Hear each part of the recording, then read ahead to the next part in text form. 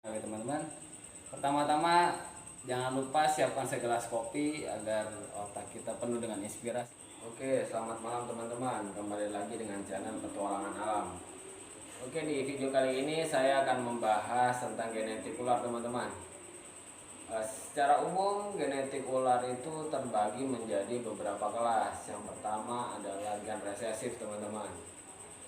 Apa itu gen resesif? Itu gen yang akan muncul jika sifat yang dimiliki ini dimiliki oleh kedua indukannya teman-teman. Contoh seperti gen albino pada Reticulatus.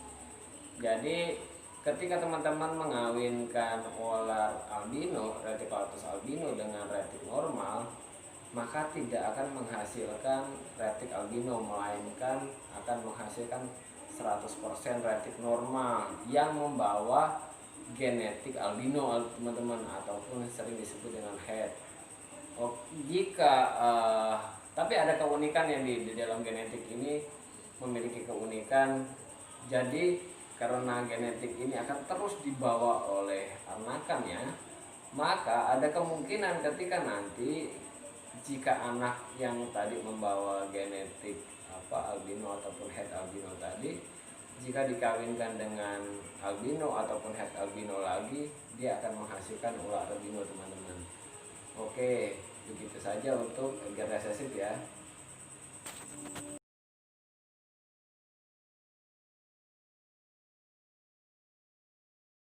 Berikutnya adalah gen simper resesif teman-teman.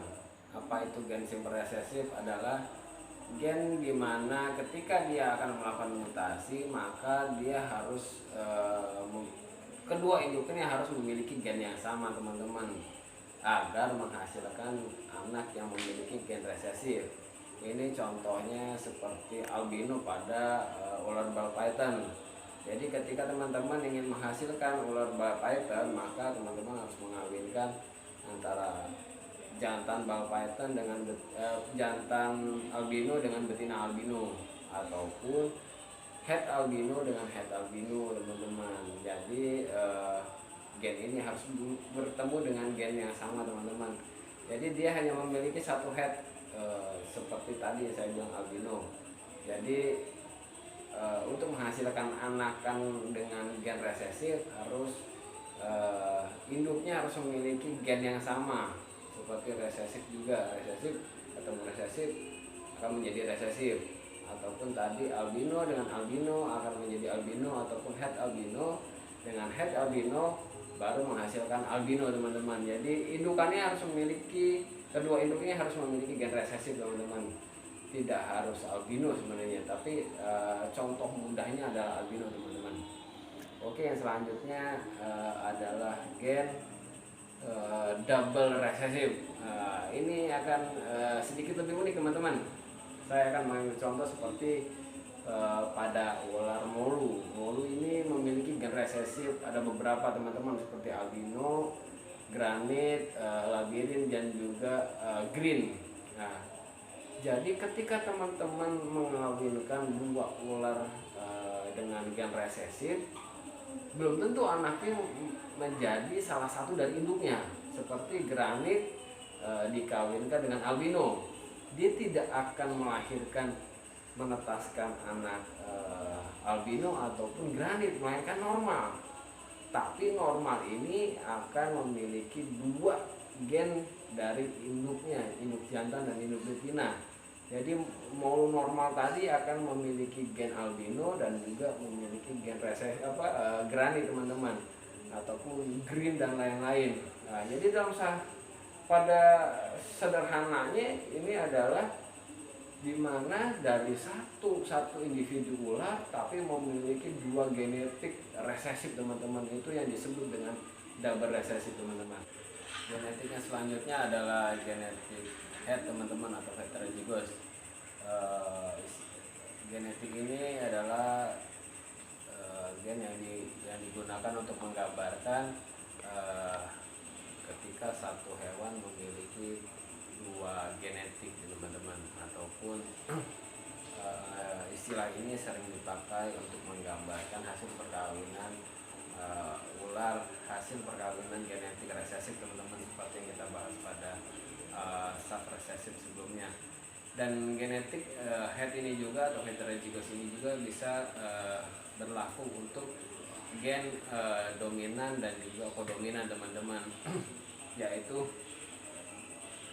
gen tersebut yang merupakan hasil dari perkawinan superform ataupun dan juga gen-gen kodominan. Jadi kodominan nanti kita bahas setelah ini adalah gen dominan dan kodominan teman-teman.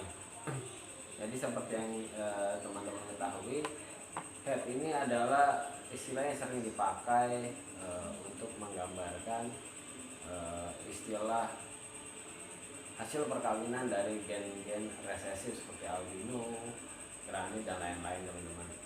Untuk genetik selanjutnya itulah gen dominan.